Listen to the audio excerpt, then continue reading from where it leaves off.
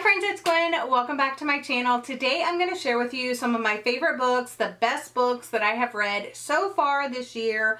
I have an odd number. It's kind of bothering me, but I want to talk about all of them. So we're going to talk about 11 books really quickly. Consider this a recommendation video of some of the best books that I have read.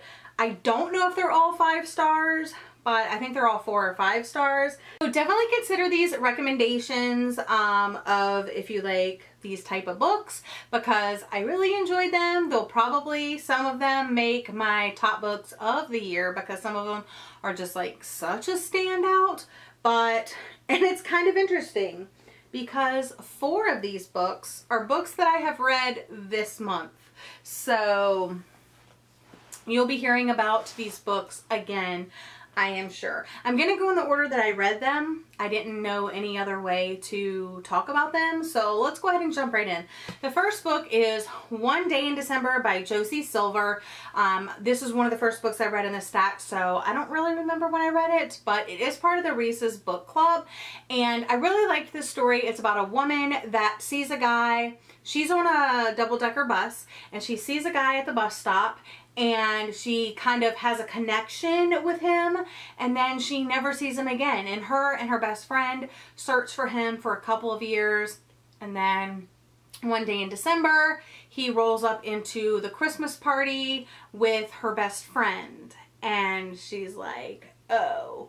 But there's still this connection between them, and it's kind of undeniable. But you don't want to tell your best friend, oh, this guy you've fallen madly in love with, that's the guy. So yeah, I really liked this one. Surprise Verity by Colleen Hoover. Well, I say this is the best thriller I've ever read. No, but I was just really surprised the turn that Colleen Hoover was able to make. Some people say it kind of followed the same formula. I don't think so. Or I would say all books are about a guy and a girl, and you know.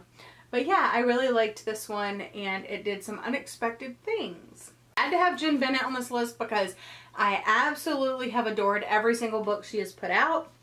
I'm really excited about her new one coming out next year. But this is Serious Moonlight by Jen Bennett. I like that her stories are like contemporary feel-good stories, but they also deal with like deeper topics. In this one, narcolepsy. It also has like a mystery element woven in. I love Jen Bennett, and I loved this book. Of course, Daisy Jones and the Six, because, I mean, this is on everybody's favorites list so far this year. It's just so good. Taylor Jenkins Reid just writes characters that feel real, and you fall in love with them, and you just want more. So, yeah. Then, of course, I have talked this book to death. You guys are probably sick of hearing about it. No Exit by Taylor Adams. About a girl that gets trapped at a rest stop with people, and one of them is a child kidnapper. The Bride Test by Helen Wong. I probably didn't love this one as much as I loved The Kiss Quotient, but I just love the story. I love how it's about romance, but there's other serious topics in here as well. And I love these people. Couldn't have this list without Red, White, and Royal Blue because it was just so darn funny, and it was really good. I think it was a little longer than necessary. I thought the romance was cute. I thought the political stuff was a little bit overdone, but overall it was just like a fun, good read. And then, now we're jumping into the 4 books from this month of my reading. And it has just been like the best month of reading.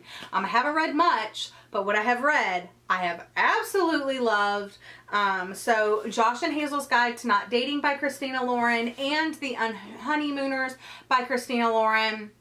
Absolutely loved these. I have talked about them a little bit with you guys on Goodreads and a couple of other social media platforms, maybe even here as well. I think I did my reading vlog of these, or at least this one, and I said in that that I was going to initially give it like 4 stars because I thought the beginning was a little bit slow, but really it was just setting up that friends element of the friends to lovers trope. So why am I complaining?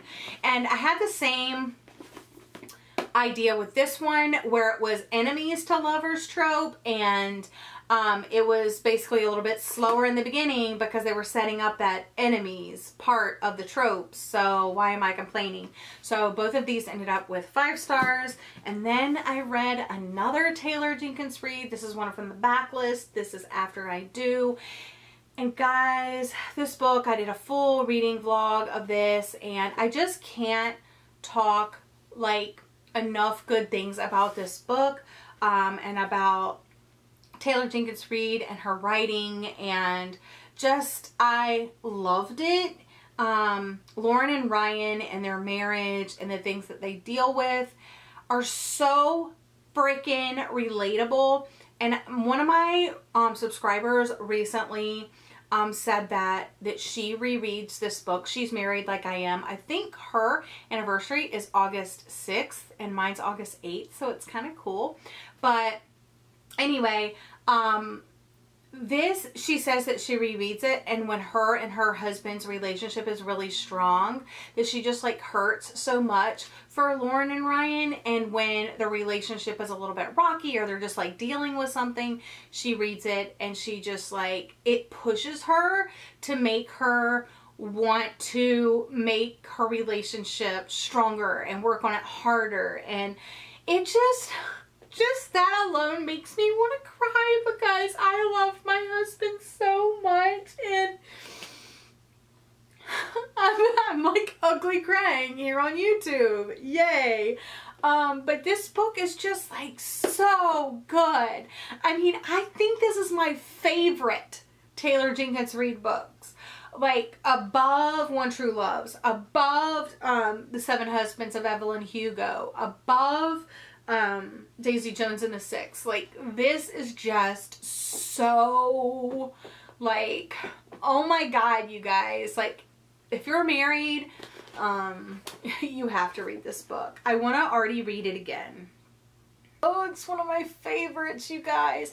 Like, this kind of, I don't know. I think this is probably going to be my favorite book of the year, you guys. Let's see if it works. Okay, and then the last book, sorry, that was a tangent, I know, but like this book. Okay, the next book and the last book that I'm going to talk to you about. This book is another one that I talked about in a Thriller Thursday. We're talking about My Lovely Wife by Samantha Downing.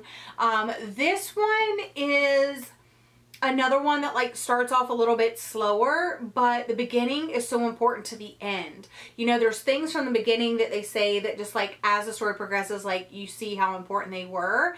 And this is one that just kind of like sneaks up on you. It's not like one of those thrilling books where it's going to be like reveal, reveal, reveal, reveal. I mean, they tell you from the very beginning like that they kill people. It just says, we all have our secrets to keep a marriage alive. Ours just happens to be getting away with murder. So you know that they murder people. Like, you get that. So that in and of itself, like, you just have to read it to figure out like what and why and like everything. But it's not only about that. It's about family. It's about lies and secrets. It's about, you know, the media and serial killers and just all of that. And it's just so interesting. And yeah, 5 stars. So these are the 11 books that I would highly recommend you pick up and read if you have not. I loved all of them. Some of them more than others, as you can obviously see by the emotions. But that's all for today's video. I just wanted to share some of my favorite books that I have read so far this year. And I'm sure some of these are going to make my favorites of the year when it's all over and said and done. But I hope you're having a lovely day, and I'll see you guys in my next video. And if you have any video recommendations or videos that you want me to make, you know, that type of thing, leave it in the comment section down below. Also, let me know, like, maybe your top 3 books of the year, and if I haven't read them, maybe I'll do that. But see you then. Bye!